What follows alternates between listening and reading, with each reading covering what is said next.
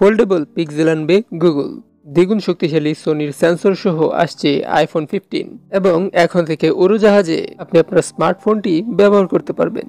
তো সবকিছুরই বিস্তারিত আলোচনা করব এই ভিডিওতে। তো হ্যালো বন্ধুরা, কেমন আছেন আপনারা সবাই? রবিন আকন্দ 360 চ্যানেলে আপনাদের সবাইকে স্বাগতম। তো প্রথমে চলে যাই গুগলের ফোল্ডেবল পিক্সেল ফোনের কাছে। তো আগামী বছর ফোল্ডেবল পিক্সেল ফোন আনবে গুগল, অর্থাৎ 2023 সালের দিকে। পিক্সেল ফোল্ড ডিভাইসে গুগলের সর্বাধুনিক টেন্সর G2 চিপসেট ব্যবহার করা হতে পারে। এতে সোনির IMX 787 সেন্সর যুক্ত 64 মেগাপিক্সেলের ক্যামেরা থাকতে পারে। পিক্সেল 6 ও 7 এর তুলনায় এই ক্যামেরা উন্নত হবে। তো দেখা যাক গুগলের নতুন এই ফোনটি আর কি নতুন আপডেট নিয়ে আসে।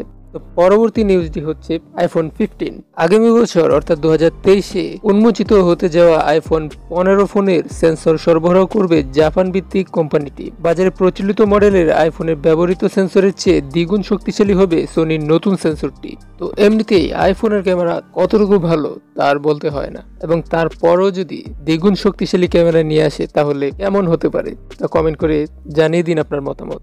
তো এবার চলুন জেনে নেওয়া যাক উড়োজাহাজে মোবাইল ব্যবহার করা যাবে কি যাবে না। উড়োজাহাজে থাকা অবস্থায় সাধারণত নির্দেশনা থাকে মোবাইল ফোন ব্যবহার করা যাবে না, ফলে স্মার্ট ডিভাইস রাখতে হয় এয়ারপ্লেন মোডে। এমন সীমাবদ্ধতা আর থাকছে না। উড়োজাহাজে চড়ার সময় মোবাইল ফোন ব্যবহারের সুযোগ দিতে যাচ্ছে ইউরোপীয় ইউনিয়ন EU, ফলে মাঝ আকাশে থেকেও ফোন কল এবং ইন্টারনেট ব্যবহার করতে পারবেন যাত্রীরা। 2023 সালের জুনের মধ্যে সদস্য রাষ্ট্রগুলোকে নিজ নিজ দেশে 5G প্রযুক্তির মোবাইল নেটওয়ার্ক চালুর বাধ্যবাধকতা রয়েছে।